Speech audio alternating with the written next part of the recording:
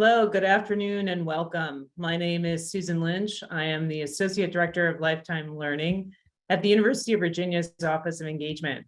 I'm so pleased that you are joining us today to learn about the cyber and socio-technical issues of securing election processes.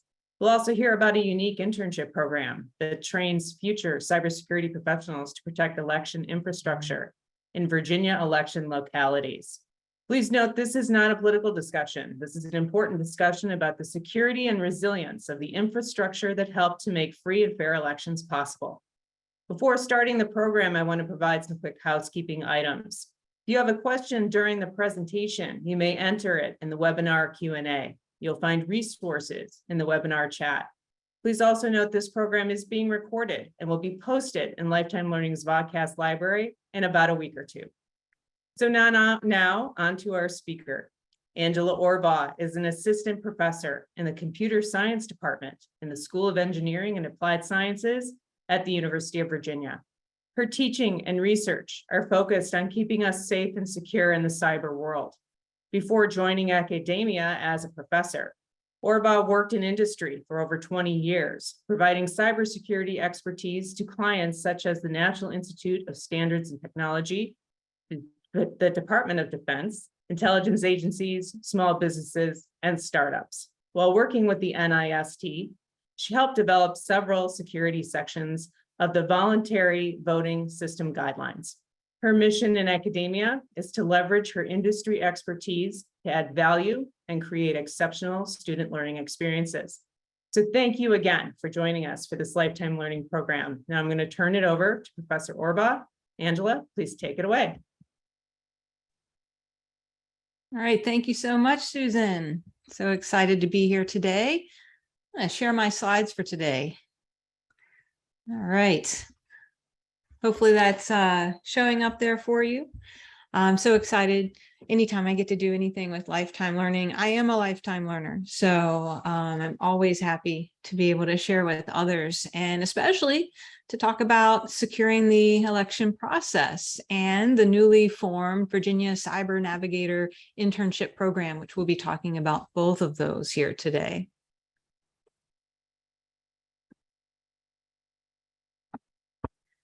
So fair and secure elections, they are essential to democracy. And really, election security, it's been a topic of concern since ancient Greece. The ancient Greeks progressed from voting by raising your hand in a public forum to a secret method of voting using a small stone pebble. They started doing that around 500 BCE. So they started becoming concerned with privacy and secrecy. Now, security especially became a hot topic in the early days of paper ballots, when it was discovered that some of the wooden ballot boxes were found to have false bottoms and false sides with hidden ballots in them as well. Then our mechanical voting systems, they came about around the turn of the 20th century, and they had over 1,000 moving parts and gears and levers. Sometimes there were mechanical failures on these systems, and unfortunately, they would go unnoticed until the end of the voting day. Now we progressed from there through punch card systems, which brought a host of usability and readability issues as well. The 2000 election ended punch cards, and Congress allocated money for more modernized touchscreen and optical scanning voting machines at that time. Now today, we have a large amount of variation in the types of voting technologies used across the United States and around the world as well. Now, many people, when they think about election security, they think about these modern day terminals like we can see here on the screen. But what we'll learn here today is that there is a host of people, processes, and technology that must be addressed to secure an election process. So after that, the punch card difficulties in Florida and 2000, Congress passed HAVA. That is the Help America Vote Act. They passed that in 2002.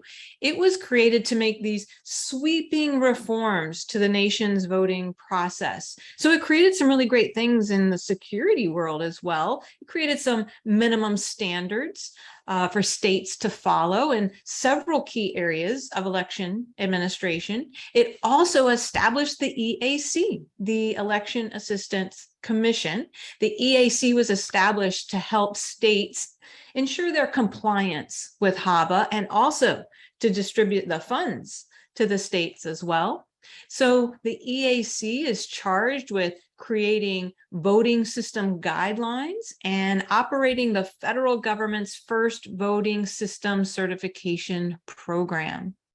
Now, HAVA required that states implement new programs, new procedures, including updating and upgrading their voting equipment and implementing a statewide voter registration database. So no more distributed databases anymore, a statewide voter registration database for each state. And it allocated just about $4 billion to purchase new election equipment and to make these other necessary upgrades. So all of those mechanical lever machines, those old style butterfly ballots that you would punch with a little tool, all of the other outdated equipment started to become replaced by modern touchscreen systems and optical scanners as well. Another important piece in this evolution we have here of modernizing our election infrastructure is that election infrastructure was designated as part of the nation's critical infrastructure in 2017. Now, this was a result of the election interference of 2016. We decided, hey, we need to put more resources to protecting our election infrastructure. So the image on this slide shows the 16 different sectors that were already established and defined as critical infrastructure. So you'll see our transportation, our water, our chemicals, our communications, entities in each of these sectors all benefit from being designated as critical infrastructure, and they work very closely with the Department of Homeland Security on cybersecurity. So they get special DHS resources by being critical infrastructure. Now, when election infrastructure was designated, it falls under the government facilities. So this sector right here is where that falls. This change was definitely met with some mixed feelings, right? Regarding, hey, the government's involvement and oversight of our election process, because our election process is very distributed. States have control over running elections. Within the states, we have different jurisdictions, different localities that also have autonomy and control over managing elections. But the designation of being critical infrastructure, it does nothing to change that role that the state and local governments have in administering and running elections. It really just makes sure that the election infrastructure is now a priority in the National Infrastructure Protection Plan, the NIPP, which is really important. It also enables DHS, Department of Homeland Security, to prioritize cybersecurity assistance to state and local election officials who request that. Out of this, also, CISA, the Cyber Infrastructure and Security Administration, created some really great resources, which I'll share some of those on a later slide.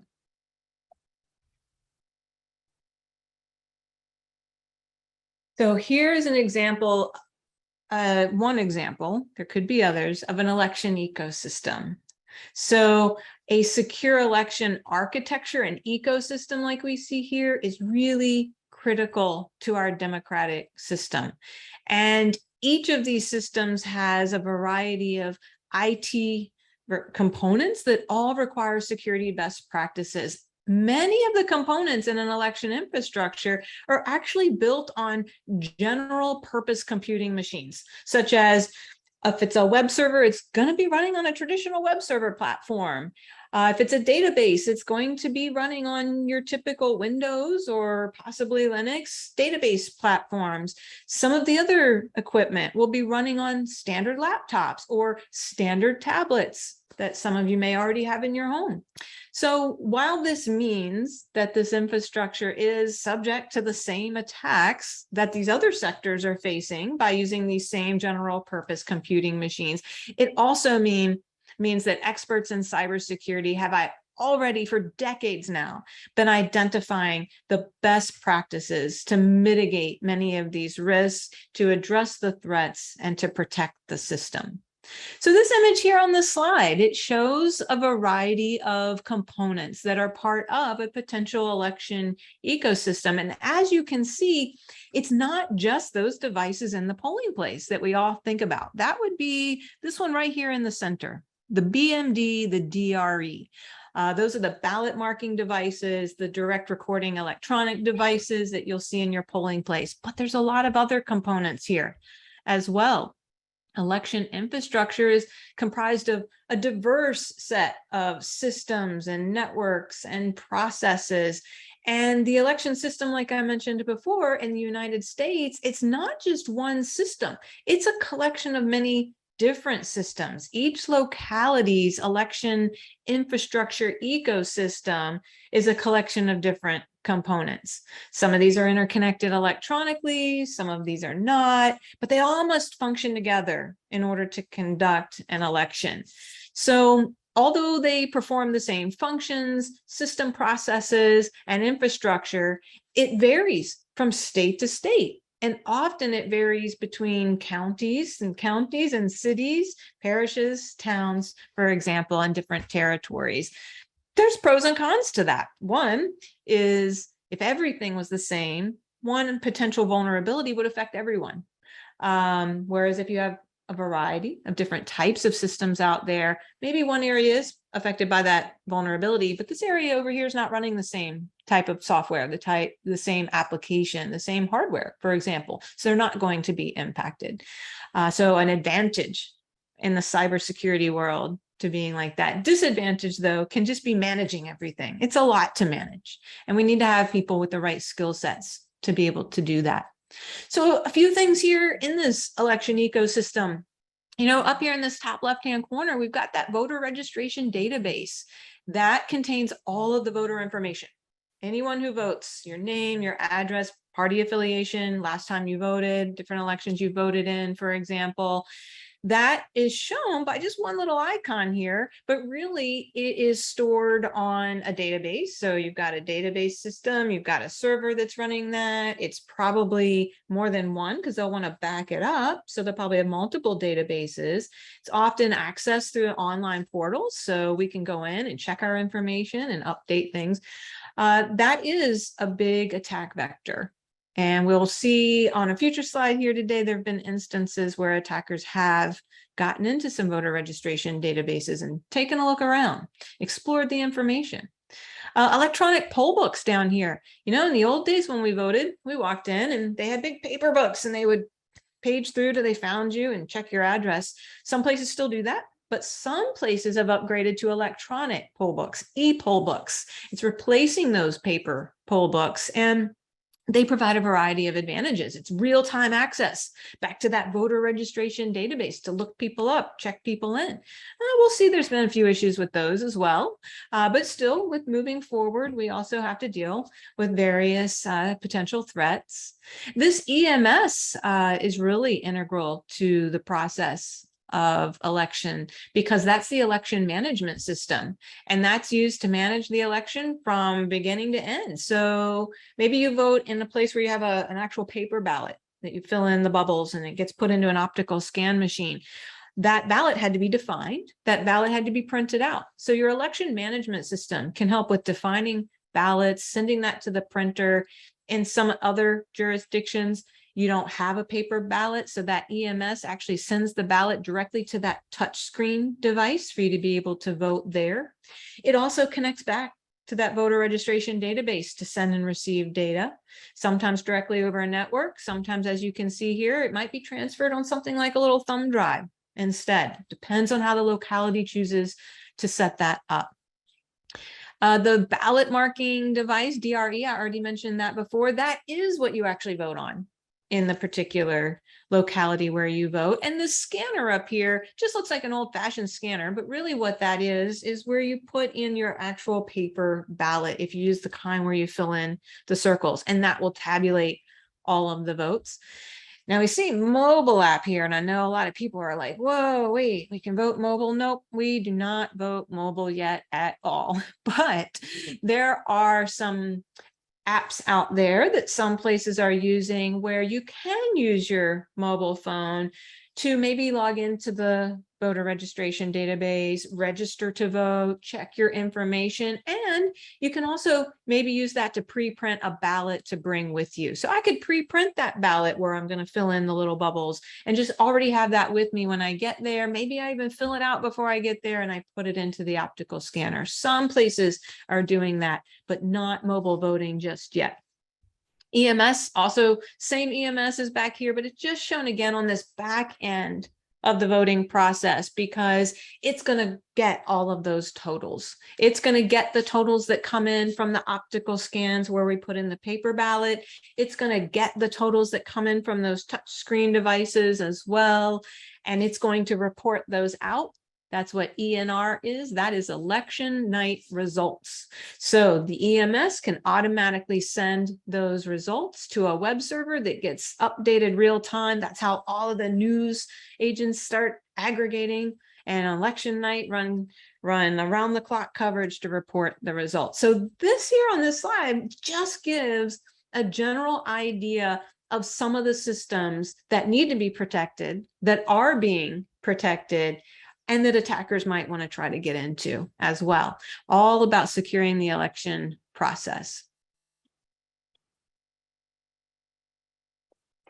Now, there have been a few vulnerabilities discovered on election devices, and some cyber incidents have occurred over the years.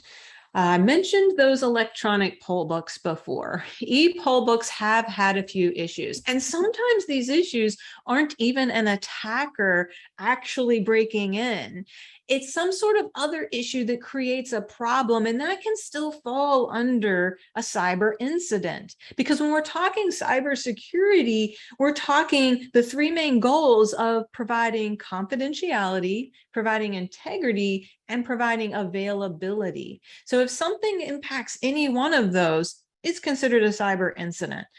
Now, most of these e-poll books, let's see, you can see some in this top image here. There's several people sitting at those tablets right there. Most of them run on these customized off-the-shelf laptops or tablets that have the vendor's software installed. So because they're electronic, the information that they contain is either preloaded from the voter registration system, or it can connect back over the internet in real time to the voter registration system to check things. Both of those avenues still make the e-poll book a potential attack vector. And the kicker here with, unlike voting machines, poll books don't undergo any federal testing or any federal certifications, and they really have no uniform standards governing their security. So what's happened is some states that are using them, they've created their own standards and their own certification and their own testing around e-poll books. I can say here in the Commonwealth of Virginia, we do. We have standards, we have certifications, and we have testing around e-poll books. So sometimes using these e-poll books and accessing real-time voter information, that has caused some problems. There have been some real incidents. The state of Maryland had some experience with some problems with e-poll books in the 2020 election. It had just rolled out brand new e-poll books. They connect to the state of Maryland's voter registration database back in Annapolis over a wireless network. In the afternoon, the poll books just started running really slow. So they had to have kind of a remediation plan. What are we going to do? So they decided to actually disconnect them from the wireless network. This was around 5:30 And this helps speed things up. But there's some problems here. One, they had to have those paper poll books as backup. They have to have ballots as backup on some occasions. At the end of the night, they just manually updated some of the poll book information later on. So things went pretty smoothly. State of Maryland had a good policy for continuity of operations in place, but it does create long lines when some things like this happen. And so it wasn't just Maryland that's had issues with rolling out new e-poll books that's created long lines and slowdowns. LA, Georgia, there were problems in Philadelphia, there were problems in North Carolina, South Dakota, Indiana. Indiana is a good example as well. This was in the 2018 midterm elections, county in Indiana. Voters were having to wait 2 and 3 hours because the software used to sync these e-poll books over the internet was freezing. And it was causing these backups in the lines and all of these slowdowns. Other states that were using the same model of poll books made by this particular vendor were also experiencing problems. They found out that this vendor of the poll books was using the same cloud server to sync all of the information, creating a single point of failure, and it didn't have enough bandwidth to handle the capacity and the demand needed on election day. The company in charge of maintaining the vendor in charge of maintaining the poll books didn't provide enough bandwidth, but they were called up. They were involved in helping to try to fix things. It got to the point where, the poll books were just barely working. And so what was happening at that time was, in this particular county, voters can actually walk into any polling place and vote. Unlike here in Virginia, we have to vote at our designated polling place. They could go anywhere. So technically, with those poll books offline and barely working and them resorting to backup paper processes, there really wasn't anything to prevent someone from voting in multiple polling places on the same day. Now they can aggregate all of their data at the end of the election and hopefully fix something like that if that happened. They did not find any instances of that at all when they did their audits, because there are a lot of audits on these kinds of systems. But that is a potential vulnerability. The vendor that sold those e-poll books to that county in Indiana was fired. The county did terminate their contract with that vendor, and they went with a different vendor moving forward. There was also a problem with e-poll books in a little earlier than that, back in 2006 in Denver, Colorado. They had rolled out new poll books, and on the first day of using them for a live election, they just kept crashing. They were actually crashing the voter registration database that they were trying to connect back to look up and verify voters. And what they found out was happening was that when the election workers, when the volunteers, the poll workers were looking up a voter to identify them and verify their information, they used a browser to connect back to that voter registration database. Well, the workers were supposed to manually close that window before moving on to the next person in line, and they weren't. So they actually had a bunch of tabs. All of these poll workers had bunches of tabs open up. These are live connections back to the voter registration database, and it just created what we call a resource exhaustion problem, and the voter registration database was crashing. It's kind of like when tickets go on sale for a concert that everyone wants to go to, and it crashes the ticket sales system because everyone's trying to get them at once. Same kind of thing happened here. There should have been 2 ways to rectify this. One, the program itself on the application on the e-poll book should have been configured with some sort of timeout feature that would have timed that out. But that was non-existent. So that was a development error. There was also a training error, right? It seems that the poll workers maybe didn't receive enough training or didn't receive the right training on making sure that they didn't leave those tabs open. So it doesn't always have to be an attacker to create these problems. These poll book examples weren't a direct attack from an attacker.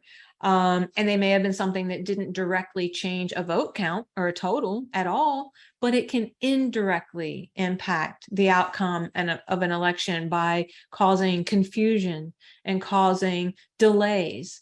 The Brennan Center for Justice, which has been involved in improving election security and administration for well over a decade now, they call these e-poll books a, quote, overlooked vulnerability. Security experts have, regularly warned that the registration and check-in process might be more vulnerable to cyber attacks than those actual ballot count totals. So there's other things that we as cybersecurity professionals have to really think about. In terms of our DREs, those direct recording electronic devices, that's this one down here in this bottom right-hand corner. That captures your vote right there on the machine. So it can present the ballot to you, you can make your selections, and then it will store the vote on that machine and report it up at the end of the night. They can be touchscreen, they might be push buttons, they can even have dials on them as well. There've been quite a few vulnerabilities discovered with some DREs in the past. In the early 2000s, when they first started getting rolled out, there were a number of touchscreen devices that had just calibration issues. So a voter might touch the screen thinking that they're voting for candidate A, but it actually registered for candidate B, for example, because the screen wasn't calibrated properly. Well, that definitely created a stir because people were complaining of vote flipping, right? Or that this had been hacked or something, because they would clearly see it on the screen that it selected the wrong candidate. But really, it was a miscalibration issue. Vulnerability, yes. Cyber attack, not so much, but it's still going to be causing problems. Now, these calibration issues were caught before the vote was cast, and it's still a vulnerability to think about when we're using these types of systems. After these types of calibration issues and other potential vulnerabilities that researchers discovered with DREs, many states pulled their DREs. So here we have HAVA saying, modernize and upgrade your equipment. A lot of states ran out and bought these fancy new DREs with their funding that they got from HAVA. And then these problems were found and they actually ended up pulling them. Virginia was one of the states that pulled the DREs. They no longer use the DREs, and they use typically most jurisdictions use optical scan systems. Now, that last bullet here for cyber incidents is the voter registration database, where it stores all of our voter information. Definitely a target from attackers. Even attacks that don't change any information can still be used to just undermine the confidence in elections or the perceived legitimacy of election outcomes. A good example of this was the Illinois State Board of Elections. They found real attackers inside of their voter registration website. The attackers had been viewing the voter rolls. They had actually even been downloading and taking voter information. And honestly, officials only really noticed they were in there because the attackers shut down the voter registration database. And no one really knows at this point if they accidentally shut it down when they were doing something, or if they intentionally shut it down to create what we call a denial of service. Intelligence officials that were all pulled in to investigate this later confirmed publicly that this breach had been traced back to Russian cyber attackers. So the Senate Select Committee on Intelligence, that's the SSCI, published a report that you can find out there on the interwebs, detailing numerous attack attempts by Russian intelligence to compromise our voter registration databases in several states before, during, and after the 2016 election. And some were successful in the fact that they were able to get into the database and steal information. Change votes? No, but definitely steal some information. Now, information. This is honestly the biggest threat to the election process. And it's all of the disruption that can be caused by misinformation, disinformation, and malinformation. We call that MDM for short. So you'll hear me refer to MDM. And the impact of MDM is huge. It decreases confidence in the system. It decreases civic engagement. MDM will lead people to not vote at all, or to maybe vote differently than they would have if they had accurate information. So let's define what we mean by these different terms. When we're talking misinformation, this is when information is shared, but no harm is meant. Everyone just jumps on the bandwagon about something and starts clicking reshare on social media. This happened in 2016 during the US presidential election. Someone tweeted that a rigged voting machine in Philadelphia had done some error, that there was a rigged voting machine in Philadelphia. It ended up getting reshared more than 11,000 times. It was later discovered that original tweet, the person that made that original tweet, actually had made a mistake as a voter because they didn't follow the instructions on the voting machine. So the voting machine wasn't rigged. It wasn't even miscalibrated. There wasn't even a problem with it. It was user error. But that person got very upset about it and wanted to share this with the world. And the people that saw the original tweet, they thought it was true. They wanted to share it as well. They may never have even found out later on that it actually was wrong. They may, to this day, still think that that was true. No matter what, by then the damage was done in decreasing voter confidence in the election system. Now, disinformation, that's when false information is knowingly shared to cause harm. So a good example of that was actually over in France. So not only are we dealing with these things here in the United States, but around the world. So in 2017, in the French presidential elections, someone made a duplicate version of the Belgian newspaper, and they created that with a false article claiming that one of the candidates was being funded by Saudi Arabia. So people believed it. It looked like a legitimate newspaper. This is disinformation. It was shared to cause harm. This may have led some voters to now change their vote and vote for a different candidate based on that false information. And then the last one here is malinformation. This is when genuine information, real information, is shared, but with the purpose to cause harm. So another example was over in France as well, and we've had an example of this here, where the intentional leakage of a politician's private emails happened during a presidential election. This happened in France to disrupt the election as well. So MDM, misinformation, disinformation, malinformation. There's many ways to combat this. I think this is our biggest struggle in the election process right now. Clearly, news medias have a major role to play in providing accurate, verified information. All of these can be summed up under what people say fake news. Fake news is kind of vague, but these terms would fall underneath that. So they have a major role to play. Social media companies have a major role to play. They can remove posts that contain MDM. They can suspend accounts of users that continually spread MDM, for example. And I've seen that. I've already seen some of the social media companies stepping up and doing that. Now, additionally, governments can and have already been investing in media literacy to help educate citizens on MDM.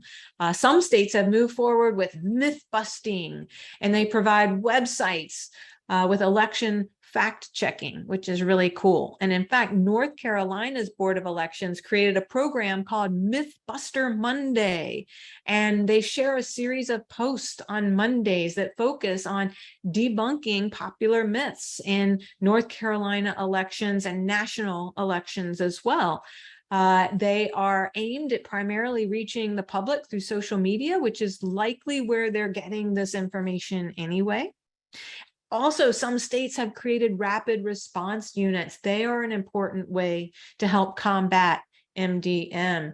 Election cyber response units, they can work at the local level, the state level, the national level to find and disable accounts that are purposely spreading false information.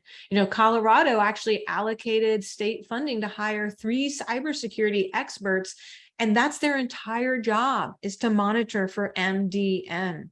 They call that team the Rapid Response Election Security Cyber Unit. It's a long title, and that's their task, to look for MDM related to election processes and to eradicate it. So cyber resources, how do we protect then? This is a big job for people. How do we protect our election infrastructure from cyber attacks and just general cyber incidences as well? First, we use the long-standing principles of defense in depth. They've been around for decades. Election jurisdictions and cybersecurity professionals also have a variety of resources available that are specific to securing an election process.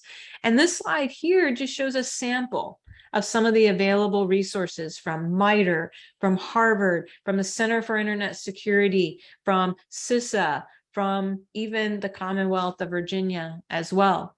Virginia, the last one on here, Virginia has the locality election security standards. And this is an example of state-developed security standards. Now, other states have similar standards for their election systems as well. I'm just most familiar with Virginia's. LESS provides guidance on these defense in-depth processes and technologies and techniques for protecting the voter registration database system and all of the other election infrastructure components as well. And when they created the Virginia locality election security standards, they did that by using other reputable resources. They're building off of resources such as the NIST cybersecurity framework, or NIST 800-53, which is a great document on risk management, and other controls and best practices that were available. Now, another important resource not listed on this slide is workforce. We need qualified cybersecurity professionals with knowledge and expertise in election security. And that's why we've developed the Virginia Cyber Navigator Internship Program, which I'll talk a little bit about that before we move into questions here. The Virginia Cyber Navigator Internship Program, we call it VA-CNIP for short. It provides coursework and an internship experience in the area of election security to undergraduate students. So this program addresses the need for more skilled cybersecurity professionals and those who are supporting public services, such as elections. Now, it was developed as from a coalition of universities, which I have right here. It started out with a regional cybersecurity coalition of Commonwealth of Virginia universities and colleges. We've partnered with the Virginia Department of Elections and with industry partners as well. So University of Virginia is leading this initiative with great support from George Mason, Norfolk State, ODU, VCU, and Virginia Tech as well. And all of the members involved in this coalition were all together with the same goal of improving cybersecurity for local registrar offices across the Commonwealth, and also providing a really valuable educational experience for students. This is just a high-level look of the gateway course, as we call it. It's called Cybersecurity and Elections. So undergraduate students right now participating, or students at the schools that are participating in this coalition can take this course. We just taught it at UVA last spring. We're teaching it right now again in the fall, and it addresses these major socio-technical aspects of election security. It helps provide the students with this knowledge, skills, and ability that's essential to prepare them for a productive internship and also for the workforce as well. And our gateway course, each school has some different requirements, but here at UVA, our gateway course, it's not a intro course. You already have to have intro to cybersecurity. You're already going to learn those foundational cybersecurity concepts in a different course, and here you're going to build upon that. You're going to learn how to apply and implement those standard cybersecurity concepts in an election environment. In our course last semester and this semester as well, it's really important to us to bring in a variety of guest speakers from government and industry. Last semester, we were really honored to have Chris Krebs. He's the former director of the Cybersecurity and Information Infrastructure Security Agency, CISA for short. He came and spoke to our course. He also came back later and spoke to our boot camp, which I'll tell you about. But we had a variety of other speakers come and speak last semester and this semester as well. After the students are done with the course and they're geared up and they're ready to go for their internship, first they have a boot camp. The boot camp is a 2-day event that's designed to prepare them for their internship. And so interns attend this. All of the faculty mentors were assigned as mentors to the intern teams. We attend it. The local registrars for all of the participating localities, they attend it, and so does representatives from the State Board of Election. It's designed as a career development activity, also a team building activity and networking, bringing together all of the members of the VA-CNIP community to build our sense of commitment, our sense of purpose, and to kick off the internship for the summer. And just a few shots here of our interns at the boot camp, both learning and then afterwards as well. It's a group photo. We had a variety of really great guest speakers. This is just a reference slide. I'm not going to go through it all. For the boot camp, like I said, Chris Krebs came back and talked. We also had State Department of Elections. We had industry speakers, alumni, NSA, CISA as well. So it was very nice to be able to bring that to the students as well. And then they finally get to start their internship. So they are all ready to go. They're going to put their knowledge into practice, and they're going to gain real-world experience by supporting information systems at a variety of Virginia election localities. It's a 10-week paid internship, and it's approximately about 30 hours a week. This past summer 22, was our first run of it, and we had 17 Virginia localities participate who wanted some assistance. We would put the interns in teams of either 2 or 3 and assign them to a specific locality. We had 32 interns overall for this past summer. They are given guidance by their faculty mentors. I represented as a faculty mentor. They're also given guidance from ELECT. They had bi-weekly meetings with the State Department of Election, and they're given guidance by their locality representative as well. So given the large scope of that election infrastructure ecosystem that we already looked at, interns at different localities worked on different things. Some of them were reviewing policy documents or writing policy documents, doing things like incident response planning. Some of them were doing some vulnerability scanning, just double checking, looking for vulnerabilities, helping with the audits, helping identify new tools to use, helping to configure components as well. So there were a variety of tasks that they were able to assist with. Now, when they were done with that internship, we brought them all back for a 1-day debrief. That way they can share what they worked on. And we can also do our assessment at that point as well, assessing how everything went. We got really great feedback from the interns that they had a very rewarding experience. I think just about everyone stated how important that internship was to them because they felt like they were giving back and they were part of the process now, part of the solution, and they felt very valuable in their role and the work that they were doing over the summer. We also had another debrief separate from this because this debrief was just the interns, the faculty, and State Department of Elections. We had a separate debrief where we brought back all of the local registrars who brought on interns, and we got feedback from them. And once again, we had overwhelmingly good news and great feedback that they really enjoyed having the interns and that the interns did make a difference in helping them continue to move their cybersecurity programs forward. So what's next for us?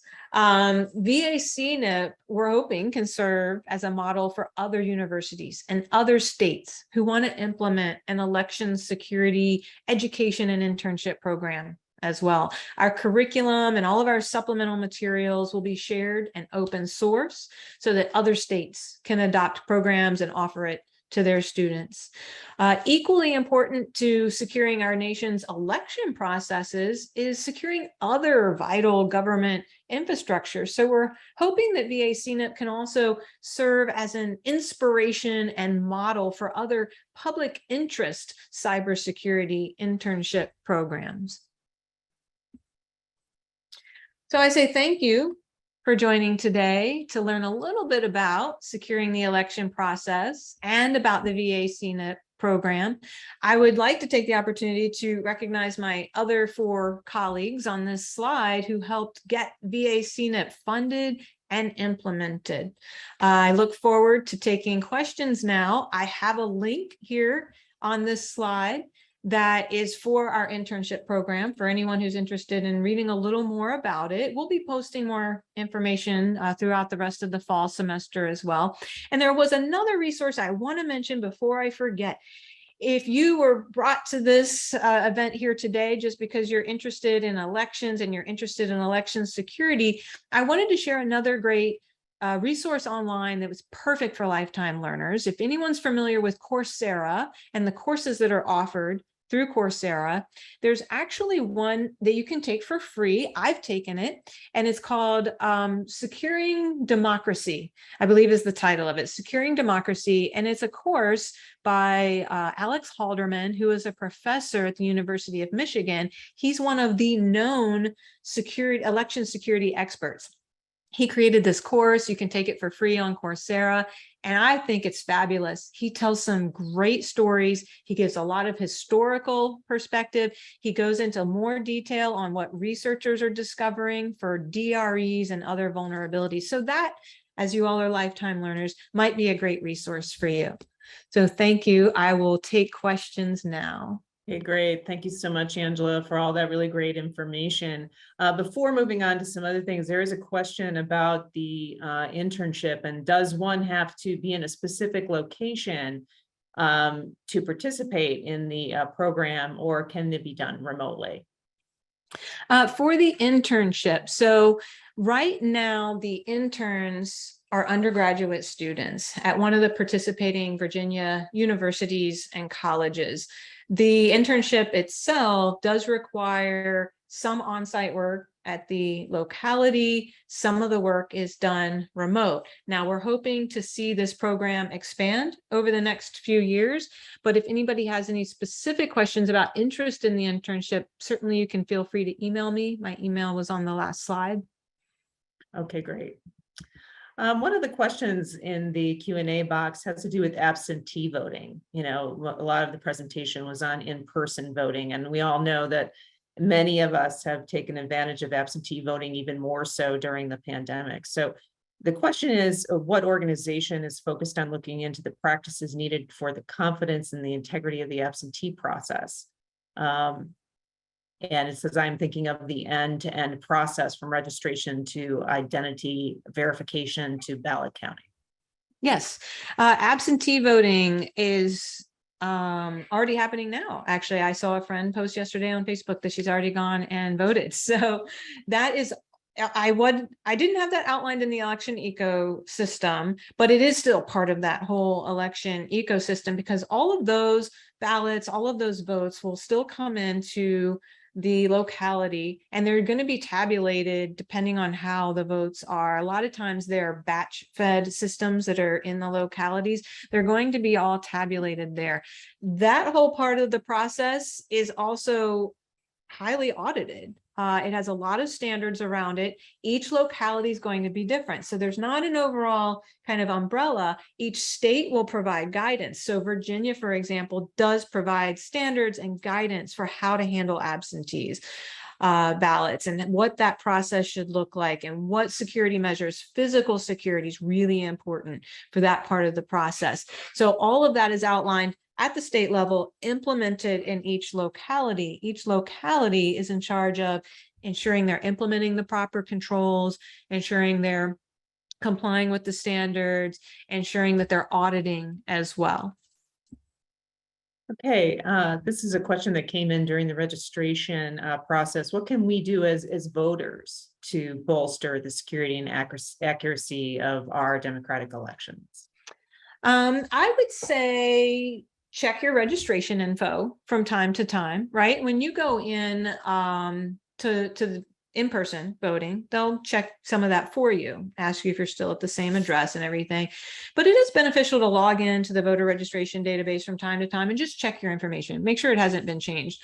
In the Alex Halderman videos, his Coursera videos, he actually goes through a real case study where in Washington state, where everyone votes by mail, he showed what the voter registration system looks like and what you need to know to log in. And you need to know some certain information about someone, including like their driver's license number and their birth date. But then he showed what other systems are publicly available and other methods publicly available to find that information out. So he said a theoretical attack, this hasn't happened, but a theoretical attack could be is that someone logs in, changes people's addresses, has their mailed ballot sent somewhere else. Maybe that person doesn't get the chance to vote by the time it's discovered, something like that. Hopefully that's been fixed by now, but it's a good practice to just check your information from time to time. Certainly vote, whether it's in person, whether it's early and absentee. Educate others. That's a really big piece too. When you speak of security and accuracy of our democratic elections, is combating that MDM, that misinformation, that disinformation, that malinformation, educating others on that and what the proper resources are to use. Volunteer. It's always really great experience to volunteer in a polling place and get that type of perspective of the process as well. Okay, this builds off of that a little bit. So what advice would you give to those registering new voters if they're saying that they're concerned about the cybersecurity and the security of the election process? What are a few things that those could, if you're registering new voters, what could you say to sort of alleviate some of those concerns?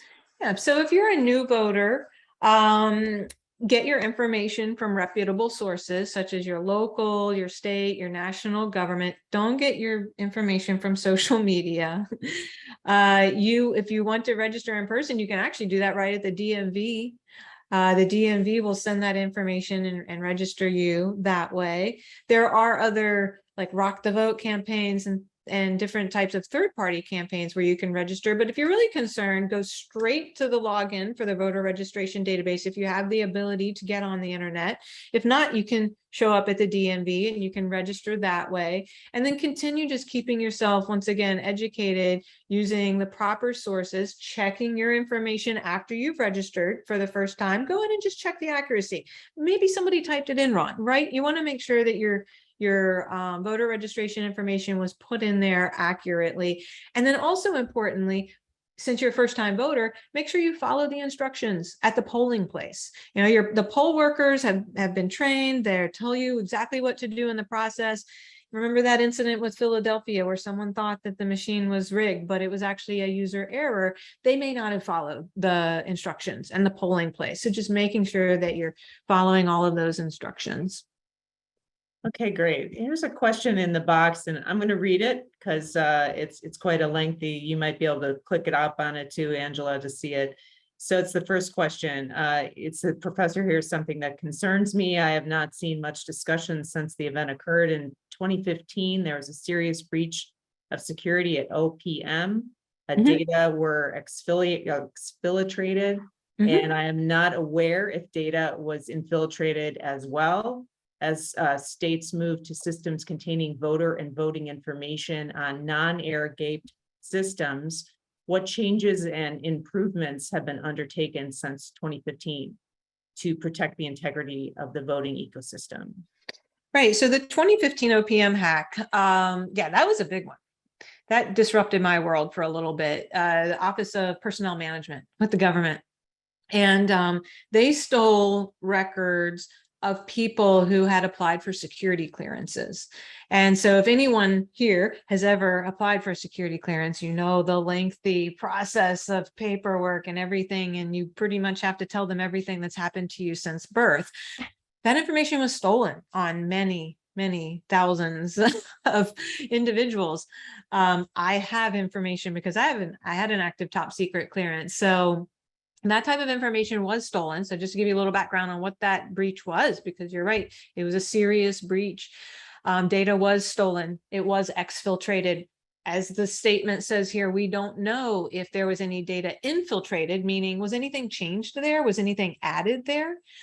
So that was completely separate than our voter and voter systems. And I understand what you're talking about, it, not being air gapped. The voting systems are actually air gapped. And what that means is not connected to other networks and other systems. So that's actually a plus. Speaking of air gapped networks, we saw that in the Target attack. The Target attack that happened several years ago, the cyber attackers hacked into the remotely accessible and online air conditioning system. They got into that air conditioning system, were able to jump to another network within Target and able to jump to those little point of sale systems where we swipe our credit cards, because those point of sale systems were not air gapped. Just to define kind of what that means. That means those point of sale systems where we scan our credit cards never should have been connected to any of those other networks. Definitely not the HVAC, not the air conditioning. So we're lucky that our voting systems and our voting infrastructures are air gapped. So they're not connected back to, say, other state systems. Like they're not using the same network that Social Security offices for state are using. So they are running their own semi-air gap. So that slide that I put up that was election ecosystem infrastructure, all of that is kind of in its own little bubble, its own little like air gapped bubble. Now, what changes and improvements have been undertaken since 2015? I'm reading the question here: to protect the integrity of the voting ecosystems, these standards and regulations. So, for example, the Virginia LESS, the locality election security standards, those were developed after 2015. So all of those were put into place.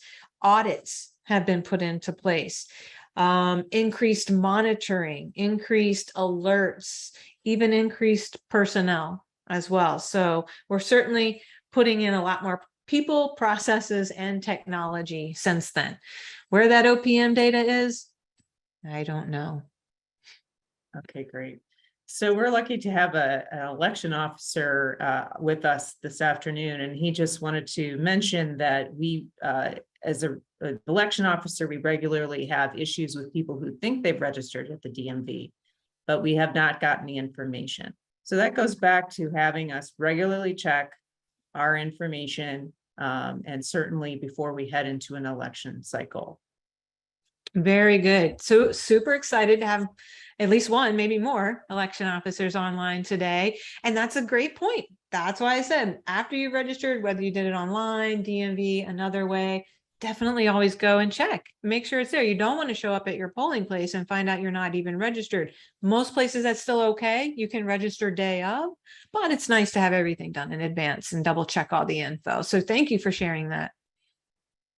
Great. So here's a question that came in during the registration process. How difficult or easy is it for nefarious actors to change results on machines that have completed election day that are in custody of local officials? What kind of access logs are in place? And is there a unified standard for all machines to have in reporting results? And that is a really common question, the one that most people do think about, and it's actually really difficult to do. There's really strict procedures for shutting down the election machines. There's really strict procedures for transporting the election machines back or just to and from polling places. There's very strict chain of custody requirements as well. There's access logs that are being kept. There's audits that are taking place. Honestly, that aspect, even though I get asked about that the most, it's the least of my worries when it comes to election security. When I get asked that question, I always have this image in my mind of some really cool, like Ocean's 11 type of film where these folks are in the back of a van swapping out election machines as they're getting taken back to the central tabulators. But I don't feel that I don't know of any instances of it ever happening. I don't think that it would happen. In the case that something like that did happen, and we're talking 1, 2, 3 election machines in one van, possibly, it should not disrupt the actual outcome of an election. We don't want it to happen. That's why we have chain of custody, access logs, audits, very strict requirements there. Okay, quickly, just one last question. Unfortunately, we're running out of time. Do you believe that this election, the election of 2024, will be safe and accurate? Yep, I certainly do, very much so. It's actually the voters that I'm most worried about with our misinformation, disinformation, and malinformation. I'm worried about just voters not getting the right information, accurate information. Yes, I am slightly worried about possibly some polling place issues that could cause long lines and people might have to leave and then they didn't get to vote. Those are much less significant. There's a lot of backup procedures and lessons learned that have happened from the last time that other incidents like that have happened. But I am confident in our voting machines. I'm confident in our election infrastructure, and I am confident in the processes, and I'm excited to vote this year. Okay, great. All right, thank you so much, Angela. That's our time. I really appreciate you sharing your knowledge and expertise with all of us, UVA alumni, friends, and families. And I always learn so much from our faculty, and it sparks my curiosity to learn more. So thank you so much for being here. Thank you. All right, so I want to take a moment and bring some upcoming Lifetime Learning programs to your attention. On Tuesday, October 18th, Lifetime Learning is hosting a virtual event entitled The Clean Water Act at 50, New Challenges Around the Bend. A panel of distinguished faculty from UVA School of Law and UVA's Department of Environmental Sciences will be joining us for that event, so please think about registering for that. Then on November 10th, I will be hosting a virtual event entitled The Holocaust, Reflections from the UVA Classroom. I'll have 2 distinguished faculty with me, James Leffler, the J. Berkowitz Professor of Jewish History, and the Ida and Nathan Kolditz Director of Jewish Studies at UVA, and Victoria Barnett, who is the Frank Talbot Jr. Distinguished Visiting Professor of Holocaust Studies at the University of Virginia.